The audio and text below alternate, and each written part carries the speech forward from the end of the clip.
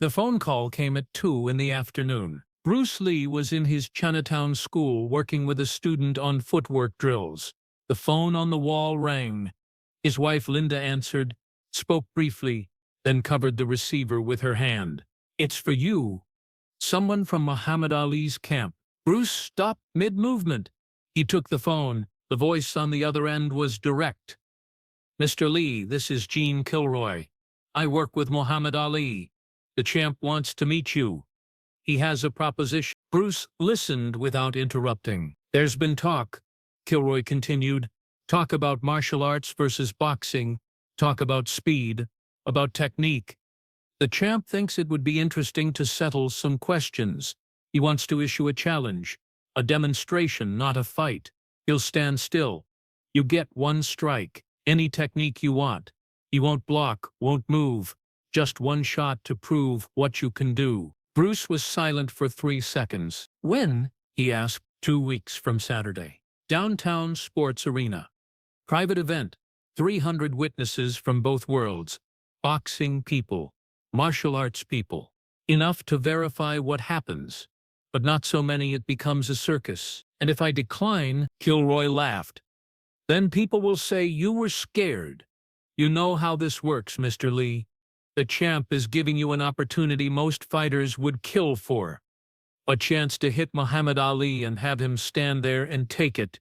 Bruce looked at his student, who was pretending not to listen but clearly hearing every word. "I'll call you back in 24 hours, Bruce said, and hung up. Bruce didn't sleep that night. He sat in his study, thinking through every angle. This wasn't a fight. It was a test. A public examination of everything he taught, everything he believed about martial arts. Muhammad Ali was offering himself as a target. No defense, no movement, just standing there, confident that whatever Bruce threw at him wouldn't matter. It was brilliant strategy. If Bruce's strike did nothing, Ali proved boxing superiority without throwing a single punch. If Bruce's strike actually worked, Ali could claim it was a lucky shot, that in a real fight the outcome would be different. But there was a third possibility, the one Bruce kept returning to in his mind. What if he could do something undeniable, something so precise, so effective, that it couldn't be dismissed or explained away? The solar plexus, the network of nerves below the sternum that controlled breathing and connected to every major organ. Strike it correctly, and even the strongest man would drop, not from pain, from nerve disruption. The body would simply stop functioning for several seconds. Bruce had practiced this strike for years, on training dummies, on willing students wearing protective padding, in controlled environments where he could calibrate the force and placement, but never on someone like Ali. Never on someone whose body had absorbed punishment from the hardest hitters in boxing history. Linda found him at 3 in the morning, still sitting in the dark. "What are you going to do?" she asked. "I'm going to accept," Bruce said, "but not because I want to prove anything to Ali or to the boxing world. I'm accepting because, if I don't, every student I teach will wonder if I was afraid. Every technique I demonstrate will have a shadow of doubt over it. And if it doesn't work," Bruce looked at her, "then I'll know I need to train harder." He called Kilroy the next morning. "I accept. One strike. Your terms." 2 weeks wasn't much time, but Bruce didn't need to learn anything new. He needed to refine what he already knew. Every morning he practiced the strike, not on a heavy bag, not on a training dummy, on a phone book suspended by a string. The phone book represented the solar plexus. The string represented the body's instability. If he struck with too much force, the phone book would swing wildly. If he struck with too little, nothing would happen. The goal was to strike with exact force, exact placement, so the phone book compressed backward without swinging. His students watched these sessions with confusion. Why was their teacher, who could break boards and send heavy bags flying, practicing such a restrained strike? One of them asked. Bruce explained, "Power is easy. Any strong man can hit hard. But precision requires understanding. The solar plexus isn't a target you overpower. It's a target you disrupt. Too much force, and you'll bruise muscle, cause pain, but the person can still function. Exact force, exact placement, and you shut down the nervous system. The body stops obeying commands. Will it work on Ali? The student asked. That's what we're going to find out. Bruce also studied footage. Hours of Muhammad Ali fights. Not watching Ali's offense, watching his defense. How he moved, how he dodged, how his body reacted to different types of punches. Ali was fast.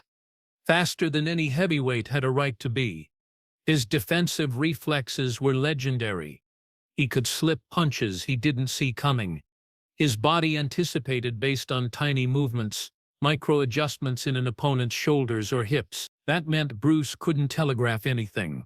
No wind-up, no chambering, no shifting of weight that would signal the strike was coming. He practiced in front of a mirror, standing relaxed, hands at his sides, then striking directly from that position with no preliminary movement.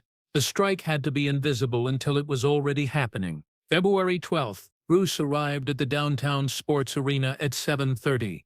The event was scheduled for 8:30, but he wanted time to center himself, to walk the space, to feel the environment. The arena was smaller than he expected, about the size of a high school gymnasium. A professional boxing ring stood in the center, lit by overhead lights that created a dramatic contrast with the darker seating areas surrounding it. People were already arriving. Bruce recognized some faces, boxing trainers he'd seen in magazines, martial arts instructors from various Los Angeles schools, a few Hollywood people who moved in both worlds. Everyone was talking in hushed tones. The energy was strange, anticipation mixed with discomfort. This event existed in a gray area, not official, not publicized, but not exactly secret either. Gene Kilroy found Bruce near the locker rooms. The champ is here. He's in good spirits, treating this like a show. That's what it is for him, Bruce said. For me, it's something different. Kilroy studied him. A lot of people think this is a setup, that Ali is doing this to humiliate martial arts, to prove boxing is superior. What do you think? Bruce asked. Kilroy shrugged. I think the champ is confident. Maybe too confident. He's been hit by monsters and stayed standing. He doesn't believe a smaller man can hurt him, no matter what technique is used. Then he's about to learn something, Bruce said quietly. At 8:15, Bruce went to the locker room to change. He put on simple black pants and a black sleeveless shirt. No shoes, no gloves. This wasn't boxing. This was martial arts in its purest form. When he emerged, the crowd had grown to 300 people, exactly as promised. They filled the first several rows of seating and stood around the ring, pressed close to get a good view. Bruce walked through them to the ring. Conversations stopped as he passed. People stared, some with curiosity, some with skepticism. He climbed through the ropes and stood in the corner, breathing slowly, centering himself. Then Muhammad Ali entered. The crowd's energy shifted immediately. Ali commanded attention just by existing. He wore white boxing shorts and red gloves. His body was extraordinary. Sculpted muscle, broad shoulders, the build of a man who had dedicated his life to physical perfection. He bounced up the steps to the ring, ducked through the ropes, and immediately started playing to the crowd. I am the greatest, he shouted, raising his gloved fists. I've beaten every man who stood against me, and tonight I'm going to show you that Kung Fu is just dancing with fancy moves. Half the crowd cheered. Half remained silent, watching, waiting. Ali spotted Bruce in the opposite corner and walked over. The height difference was absurd. Ali towered over him, looking down with a grin that was part showmanship, part genuine confidence. You ready, little man? Ali's voice carried across the ring. You're going to get one free shot, your best technique, your fastest move, and I'm not even going to block, because I've been hit by George Foreman. I've been hit by Joe Frazier. I've taken punches from men who hit like freight trains. So let's see what this martial arts magic can do. Bruce didn't respond with words.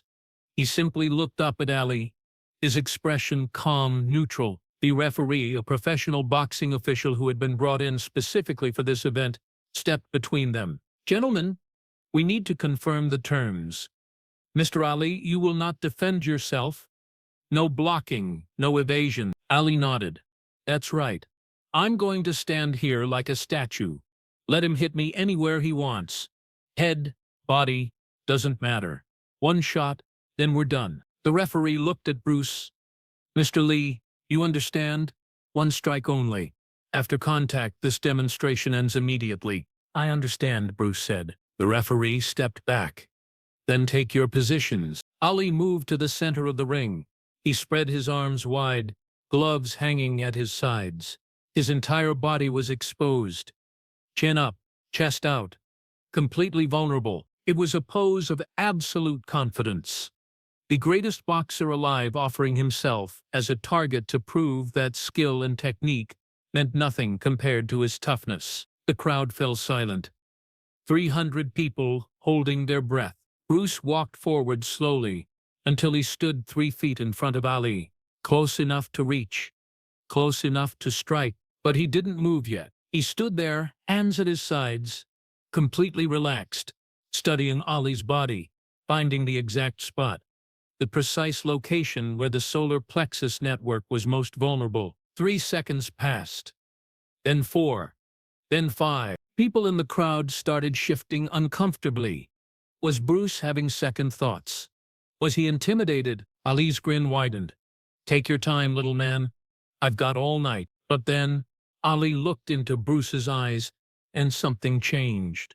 The grin faded slightly, because what Ali saw in those eyes wasn't fear or hesitation. It was absolute focus, the kind of focus that comes from 30 years of training, the kind of focus that cannot be faked. Bruce took one small step forward.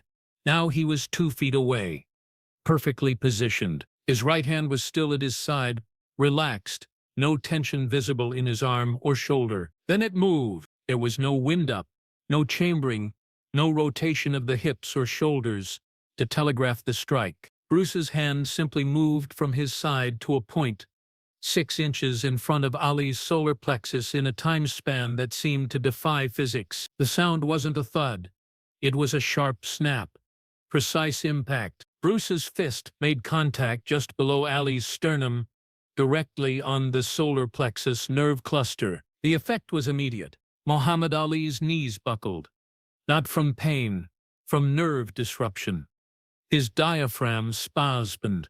His legs stopped responding to commands from his brain. He dropped to one knee, then both knees, his mouth opening as he tried to pull air into lungs that had stopped working. The arena was completely silent. Not a single sound. 300 people frozen, trying to process what they had just witnessed. The heavyweight champion of the world was on his knees on the canvas, brought down by a single strike from a man 75 pounds lighter. 5 seconds passed. Ali was still down, hands on the canvas, leaning forward, his face contorted not in pain but in shock. This wasn't supposed to be possible. The referee rushed over, dropping beside Ali. "Champion, can you breathe? Are you okay?" Ali nodded weakly. His breathing was returning, slowly, painfully.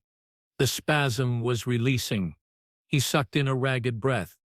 Then another. Bruce stood above him, not celebrating, not gloating, just standing, his hand back at his side, his expression unchanged. Ali lifted his head and looked up at Bruce.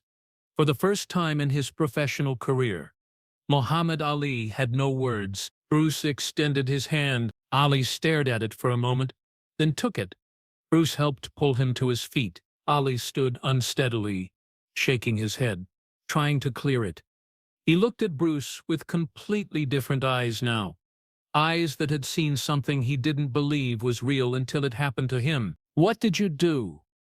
Ali's voice was hoarse, barely audible over the murmuring crowd. Bruce's response was quiet, meant only for Ali. "I showed you what you asked to see. Martial arts isn't about overpowering someone.